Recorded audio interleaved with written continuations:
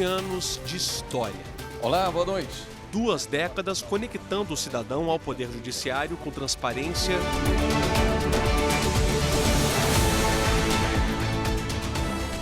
Para comemorar os 20 anos da TV Justiça, o programa de hoje é um pouco diferente. Vamos mostrar o que acontece por trás das câmeras. Profissionais que estão fora da tela, mas que são responsáveis para a notícia chegar aí. Você vai conhecer os bastidores e as curiosidades dos programas que promovem debate, cultura e cidadania. A TV Justiça foi criada em agosto de 2002 e é administrada pelo Supremo Tribunal Federal, a primeira corte do mundo a ter uma emissora de TV. E por falar nisso, a TV Justiça também é pioneira em criar um canal no YouTube e a transmitir toda a programação ao vivo pelo Twitter. Aos poucos, a emissora passou a fazer parte da rotina de magistrados, juristas e estudantes, como o Genivaldo, morador de Águas Claras, no Distrito Federal. Um dos programas que eu mais gosto de assistir é o Saber Direito. O Saber Direito me ajuda muito a compreender mais as matérias. Há 14 anos no ar, o Saber Direito apresenta cursos semanais voltados ao direito, de forma acessível. O programa é uma ferramenta importante para aprofundar o conhecimento jurídico de estudantes e profissionais da área. Já foram exibidas quase 4.000 edições. A TV Justiça tem grade de exibição diversificada. São programas gravados nas ruas e no estúdio, telejornais ao vivo, documentários e interprogramas. Tem um que chama Tem Lei para Isso, então em um minutinho a gente diz que existe uma lei muito específica que o consumidor não conhece e que pode ajudá-lo no dia a dia e tal, porque essa é a função da TV Justiça, né? A gente tem outro programa que é Justiça para Mim, que mostra pessoas que foram beneficiadas por decisões da Justiça, e aí isso também vai valorizando a imagem do judiciário, né? Porque é uma das funções, é uma das missões da TV Justiça, né? Levar para a população as informações sobre o judiciário, mas também mostrar como ele está presente na vida delas e tudo mais. Então a gente tem vários interprogramas nesse sentido, assim, quase sempre a informação de utilidade pública, destinada a munir a sociedade de alguma informação que possa ajudá-la no dia a dia dela. Renan é subgerente de conteúdo e trabalha na Coordenadoria de Gestão da TV e Rádio Justiça, que faz a gestão de todo o conteúdo que vai ao ar. Um dos primeiros passos da produção de um programa é a aprovação da pauta que chega pra gente, né? Do que o programa vai falar, quem ele vai entrevistar, qual é o tema a ser tratado, como o tema justiça ou cidadania se insere naquela pauta ali, a gente avalia. Muitas vezes a gente aprova de primeira, porque está tudo muito, muito bem estruturado. Algumas vezes a gente pede intervenções, pede ajustes, conversa com a equipe do jornalismo para poder fazer algum ajuste, né? E aí, isso feito, vai para frente. Quando retorna para a gente o programa pronto, né? Aí a gente faz a avaliação para ver se, primeiro, se tá de acordo com o que foi aprovado na pauta, e segundo, se nada passou daquilo que a gente espera que seja falado em nome da TV Justiça, né? Agora a gente mostra alguns rostos que fazem tudo acontecer, a maioria nos bastidores. Antes de um programa ir ao ar, o assunto é debatido em uma reunião de pauta. A gente já chega com as ideias, com a pauta pesquisada, e aí tem o editor, o repórter, o apresentador, depende do programa. E aí eu apresento a pauta, falo por que eu quero aquela pauta, coloco os dados da pauta, por que essa pauta é importante, eu vendo a minha pauta. E aí a editora, o editor dão ideias, o que é melhor, como é que ficaria melhor, e todo mundo contribui. A rotina da Lívia é assim, pensando em 1, 2, 3 pautas ao mesmo tempo. Passa o dia no celular, no computador, no telefone. E detalhe, para ter sempre um assunto novo na manga, precisa estar atenta. Eu leio o jornal e assisto o jornal todos os dias. Em todas as conversas com as pessoas, eu estou atenta à pauta. Às vezes eu estou num bate-papo com a minha mãe ou com uma colega na rua, e aí a gente entra no assunto e eu enxergo a pauta nesse assunto. Eu estou andando no shopping, eu estou andando na rua, eu bato o olho em qualquer coisa, para mim já vira pauta. 3 minutos para o jornal ir ao ar, tá? Com a pauta em mãos, quem entra em cena é o repórter. seja com as matérias ou nas participações ao vivo. A informação ao vivo é a informação geralmente que acabou de ocorrer ou acontece, né, naquele momento. Então, às vezes a gente recebe alguma coisa de última hora, tem que repassar aquilo de maneira clara, precisa, para que todas as pessoas em casa entendam, ainda mais o Poder Judiciário, né, que é uma informação que demanda que a gente traduza aquilo para que ela seja realmente importante e faça sentido na vida de quem está assistindo a gente. Se toda a história contada precisa de imagens, estamos agora no lugar certo. Você vai conhecer agora a memória da TV Justiça desses 20 anos, o arquivo. Aqui a gente encontra imagens raras, registros históricos e resgata, por exemplo, sessões plenárias que tiveram grande repercussão. Todo o material relevante que já foi ao ar é identificado e muito bem guardado aqui dentro. É uma forma segura de preservar a própria história. Tudo que vai ao ar na TV Justiça, que é produzido aqui pelo núcleo do STF, vai ao ar, né? A gente arquiva tudo, esse material é catalogado, é indexado, a gente faz a decupagem, que é a transcrição das imagens, das sonoras. Olhando assim, é difícil quantificar o material arquivado, né?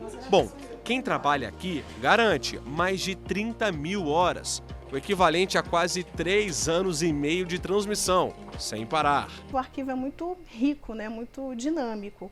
E para a gente o processo não é só um papel, é uma coisa com vida, né? Um processo com áudio e vídeo, em que a gente pode verificar o debate entre os ministros, a emoção, né, das sustentações orais dos advogados, os participantes, os presentes, os visitantes, os estudantes de direito. Então, assim, tem um aspecto histórico muito bacana. Mostramos o trabalho da produção, da reportagem, a importância do arquivo e agora você vai conhecer duas figuras essenciais para o conteúdo ir ao ar. Vamos começar pelo editor de texto. É comum você falar, a gente tem que traduzir o juridiquês, mas não é só traduzir o juridiquês. É fazer um texto que normalmente é formal, que normalmente é técnico, ficar uma coisa divertida e gostosa de se assistir na televisão e fácil de se compreender em 2 minutos. Editores de texto e de imagem lado a lado. Felipe é um dos responsáveis em ilustrar e dar vida às histórias gravadas pelos repórteres que vão ao ar nos telejornais diários. A gente consegue ver as imagens antes, a gente assiste antes para poder fazer a escolha da melhor imagem para colocar no VT e assim poder explicar melhor a situação que a gente passa através do VT.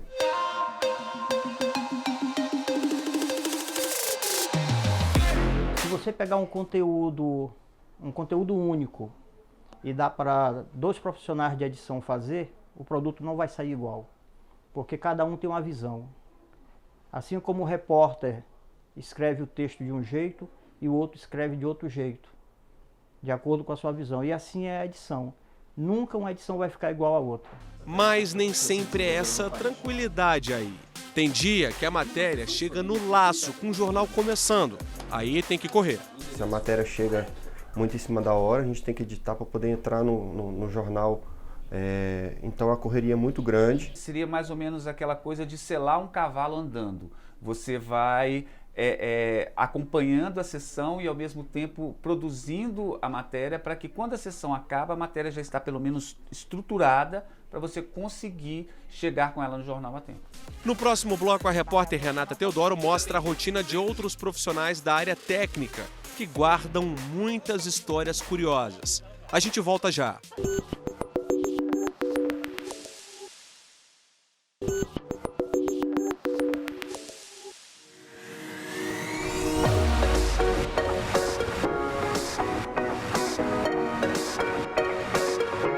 Eu vou mostrar agora o trabalho de quem faz a TV, mas não aparece em frente às câmeras. Gente que tem muita história para contar e anos de experiência fazendo o que mais ama.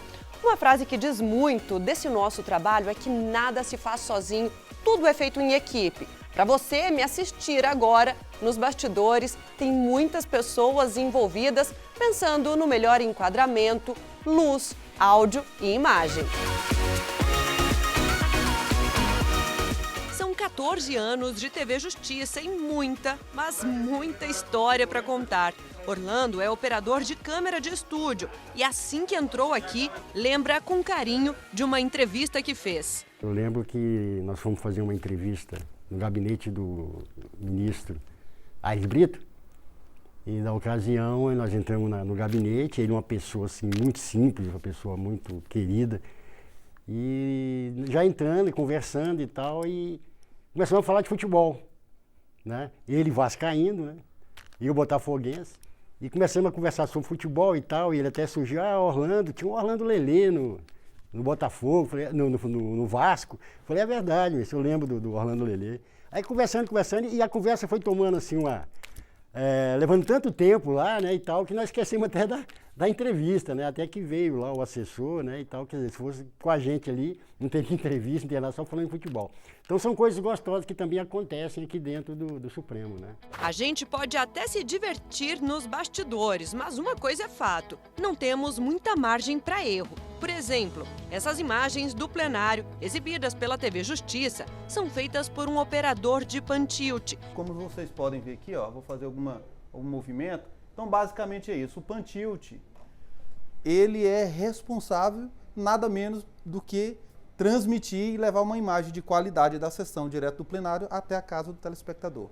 A primeira sessão plenária foi transmitida em agosto de 2002, mês e ano de inauguração da TV. E as coisas foram mudando com o passar dos anos. Começou com o Justiça em Ação e desde 2008, o direto do plenário é o responsável por transmitir ao vivo os processos previstos na pauta de julgamentos do STF.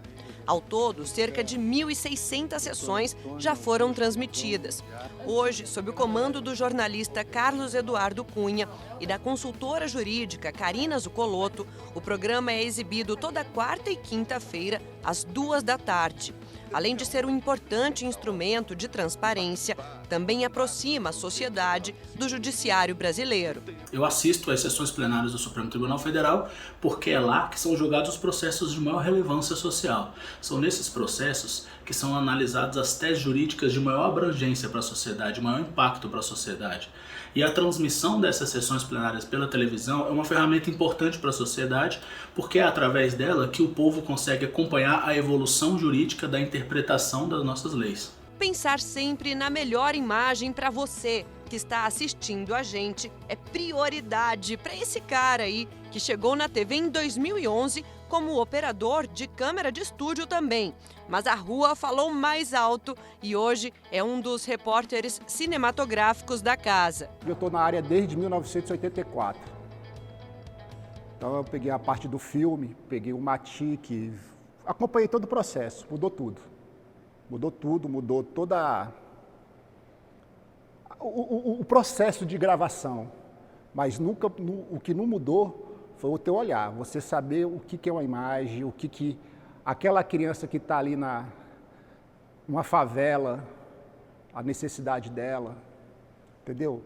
A gente tem que saber pegar aquilo e levar para fora, levar para o pessoal que está em casa ver e sentir ali com a imagem os problemas sociais que nós temos.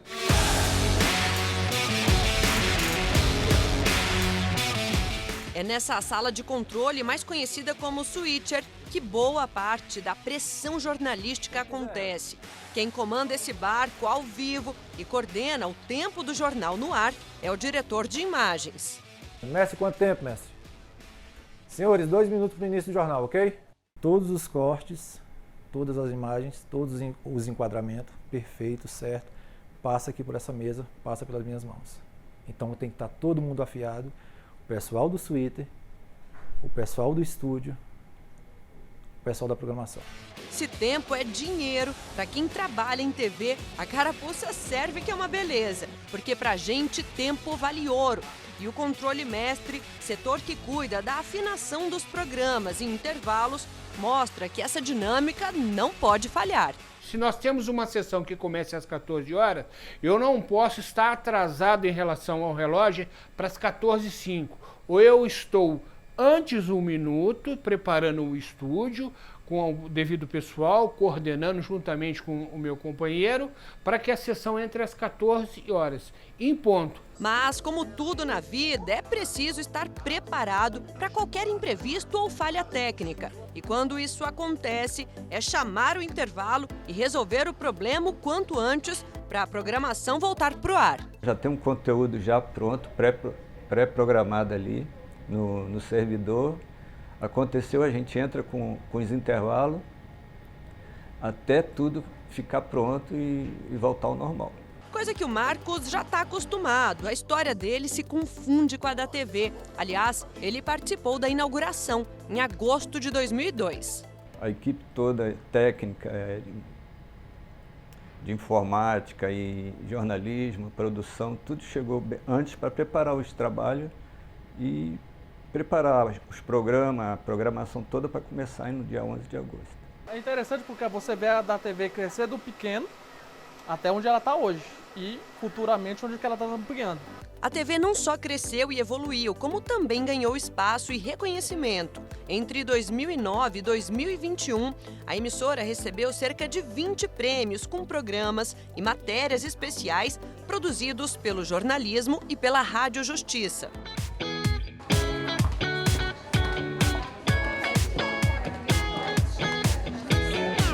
Essa pilha toda tem nome. Mariana Xavier retrata bem a correria dentro de uma emissora de TV. É editora, repórter, apresentadora e passou por quase todos os programas da casa. Afinal, já são 8 anos de TV Justiça.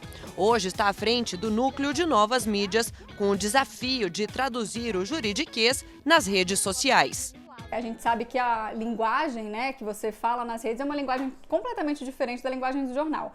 Então a gente tem esse trabalho de tradução, né? Às vezes não tradução no sentido literal, mas de deixar o texto um pouco mais leve, mais aceitável para aquela população que não entende muito o juridiquês e que consiga entender a informação lendo aquela frase e sabendo o que aquelas palavras significam. Por ser institucional, a TV Justiça não mede ibope, mas pelo Twitter, Instagram e YouTube, Mari consegue acompanhar o que o nosso público gosta de assistir. Até agora, um dos vídeos mais acessados é do advogado mais jovem do Brasil a fazer uma sustentação oral no plenário do STF aos 18 anos. O vídeo teve mais de 1 milhão de visualizações. A Lei 12.258 do Estado do Rio Grande do Sul, que proibiu a prática de revistas íntimas de empregadores em seus funcionários. A gente sabe que mesmo não sendo uma TV comercial, a gente chega nos lares de muita gente. Hoje, na palma da mão, o conhecimento jurídico está aqui para quem quer aprender. E aí, gostou de acompanhar os bastidores da nossa TV? Mas não acabou não. No próximo bloco eu vou mostrar talentos que brilham muito fora daqui. Você vai se surpreender com hobbies e paixões de uma galera pra lá de divertida. É já já!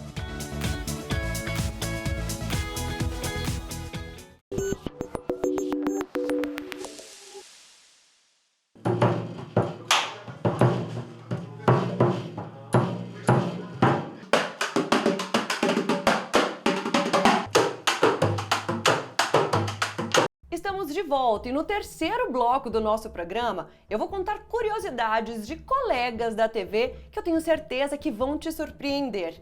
Eu tô falando de música, dança, esportes radicais. Eu começo contando a história de uma pessoa muito especial. Ele é repórter, editor, mas tem vários outros talentos fora da TV. E não tinha lugar melhor para eu mostrar isso do que aqui na casa onde ele cresceu.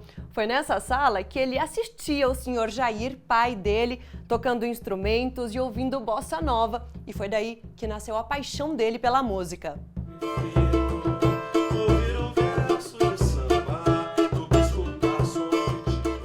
A música alegra muita gente, entendeu? E a pessoa, quando tem um dom, como no caso do meu filho, ele me surpreendeu ele compondo. Ele gostava de música, mas eu não sabia. Tive a maior surpresa quando ele começou a mostrar as músicas que ele estava compondo. Chega de suspense, a gente tá falando do Léo, que você viu lá no primeiro bloco do nosso programa. Há quase 10 anos na TV, esse meu parceiro tem uma sensibilidade única para contar histórias e expor em palavras o que vê e sente. Durante a pandemia, essas habilidades se mostraram de um jeito diferente e ele descobriu um universo novo e encantador da composição. Eu já tinha feito algumas músicas como forma de me expressar, de colocar para fora meus sentimentos, de contar uma história que eu tinha vivido, ou que eu vi alguém passando. Só que ele fazia isso na informalidade total, tipo um passatempo que mais tarde se tornaria uma profissão. E para concretizar isso, precisou estudar o mercado, entender sobre técnicas e perdeu as contas de quantas letras já escreveu. Só com o Ticreso, um dos parceiros que tem, foram mais de 300. E aí, as coisas começaram a rolar naturalmente. A vida ensinou, eu sei, vivendo aprendi a amar. Comecei a ser gravado na minha cidade, aqui em Brasília, por artistas daqui, de Brasília para Goiânia, e aí depois o avião foi um pouquinho para mais longe, né? Para o sul, para Cuiabá, para Belém, Rio de Janeiro, São Paulo, BH, enfim, aos poucos eu fui entrando, né, nos repertórios de artistas do Brasil todo. E aí, graças a Deus, hoje eu tenho, acho que, mais de 50 músicas gravadas.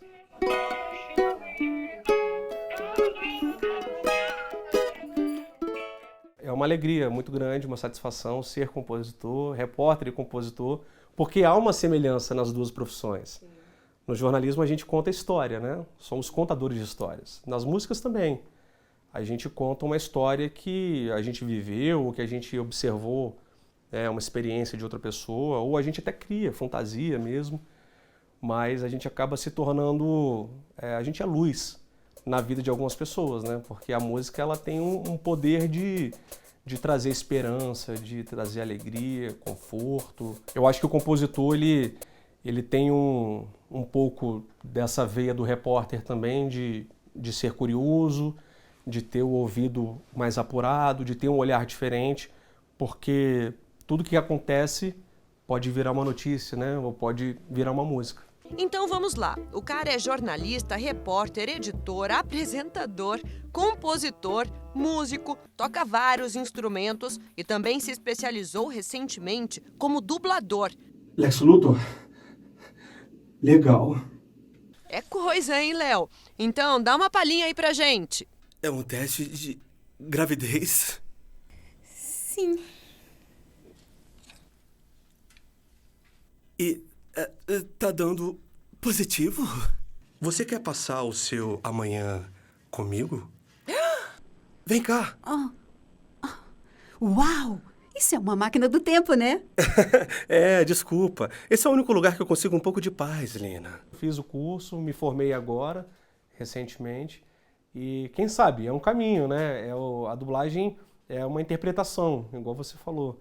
A gente precisa enxergar aquele personagem, dar vida àquele personagem, e a interpretação é tudo, né?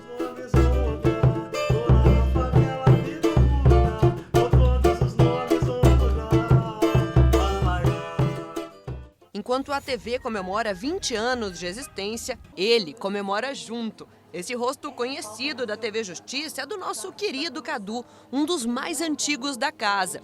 Participou da contratação da primeira equipe da TV. Foi o primeiro apresentador também. Olha só o que a gente achou lá no arquivo. Cadu, segura essa. Voltamos com Justiça em Ação e já temos resultado do julgamento da ação direta de inconstitucionalidade número 102. Ela foi considerada procedente por unanimidade pelos ministros do Supremo Tribunal Federal. Jornalista com formação e mestrado em Direito, poucas pessoas conhecem o Cadu, que vou mostrar agora. Duvida? Manda a lista aí, meu amigo. Eu faço artes marciais, sempre fiz. Gosto muito. Eu saltava de paraquedas, eu fui chegar a ser instrutor de paraquedismo. Eu também estudo música. Uau, é coisa, hein? Como se não bastasse, também faz dança flamenca há 6 anos. E é essa aula que eu vim acompanhar. É nessa desconstrução da dança ligada ao feminino que ele desenvolve parte das habilidades que tem. Curiosamente, o fato de fazer essa atividade, ele leva a ter mais contato com uma cultura que ela, na verdade, é machista, de uma certa forma, é a cultura espanhola, e que esses movimentos não são vistos dessa forma. Existe uma forma masculina e uma forma feminina de dançar, inclusive. Só que aqui no Brasil há esse estranhamento, e foi um processo de estranhamento, um termo acadêmico inclusive que existe, e de você trabalhar justamente essa movimentação e perceber que isso é uma forma de expressão, inclusive muito masculina. Se diz no flamenco, inclusive, que não importa a sua opção, a sua opção sexual. Você tem que dançar de uma determinada forma, e se você quer dançar de uma forma masculina, então você tem essa possibilidade. E é um trabalho que você faz todo dia em toda aula que a gente frequenta. Mas a pergunta que não quer calar é a seguinte: como conciliar tantas coisas, Cadu? Conta esse segredo aí pra gente. Existe uma frase que é praticamente um ditado japonês, uma frase que saiu em uma publicação japonesa uma vez, que diz assim: quem domina uma arte domina todas. No seguinte sentido, os elementos em comum que tem de você como ser humano em relação às atividades que você faz. Então, eu passei a perceber que tem tanto a minha atividade profissional, quanto muitas vezes o que eu faço aqui no comando da professora, e também em artes marciais, parece que não tem uma relação de uma coisa com outra, mas existe. Você está falando de movimentação, você está falando de onde que eu estou, eu tenho que me concentrar para fazer a minha atividade, para fazer a minha dança, eu tenho que me concentrar no outro ou na outra, tanto numa aula como na sevilhana, por exemplo, que você dança com uma pessoa. E, por exemplo, daqui eu vou para o trabalho, eu tenho que ter uma concentração, por exemplo, para falar ao vivo. Então, essa interatividade, essa concentração, essa propriociência, essa consciência de um autor que eu estou fazendo, isso é um negócio que é uma lição para a vida. Brasil, meu Brasil brasileiro. Sobram talentos nessa emissora e o canto não ficaria de fora dessa. Thalita tem 5 anos de TV Justiça e muitas mudanças durante essa trajetória. Eu sempre quis ser cantora, desde a adolescência esse era o meu sonho. Mas eu tinha um medo de palco, eu tinha um medo de microfone, eu ficava muito nervosa, me dava branco, só de me ver frente à plateia, ao público, me dava bastante nervosismo. E aí eu entendi que a moda poderia me trazer ferramentas de empoderamento. Eu fui estudar moda, acabei atuando profissionalmente por 15 anos nessa área, mas a TV Justiça me deu a oportunidade de trabalhar como figurinista e me trouxe também a possibilidade de atuar como jornalista. E hoje eu sigo produzindo o conteúdo do programa Refrão, que é um programa de música que, de uma certa maneira, tem uma relação muito pessoal com a minha história, pelo fato de querer ser cantora. Deixe-me, preciso andar, vou por aí a procurar, e pra não chorar. Cantar sempre foi uma grande libertação para mim, é a minha maneira de me expressar. É um talento natural que eu tenho, sempre fui muito apaixonada por música e Deus acabou me dando o dom da voz, de cantar. Então hoje, como eu atuo muito mais na moda e como jornalista, o canto virou uma diversão, um hobby que eu aproveito quando estou junto com os meus amigos, de cantar e cantarolar, para expressar a minha arte, né? Demais, não é? E eu não podia terminar esse bloco sem mostrar um pouco dos bastidores dessa galera pra lá de divertida. É esse astral de vocês que faz a nossa TV ser ainda mais especial. Eu tenho que olhar pra você ou pra ele? Eu trabalho na TV Justiça já tem... Deixa eu pensar aqui o que eu vou falar. Tá bom. Dizendo assim, vão dizer, o Cadu é louco, porque eu faço realmente muitas coisas. Peraí, deixa eu lembrar direito. No jornalismo, o nosso... Pô, minha voz tá falhando muito. Renata, bora, minha filha. Desliza, o que você vai me perguntar? E fica pra cá pra eu não olhar pra lá. É com essa homenagem aos 20 anos da TV que a gente termina o Repórter Justiça desta semana. Você já segue nosso perfil no Instagram? É o TV Justiça Oficial.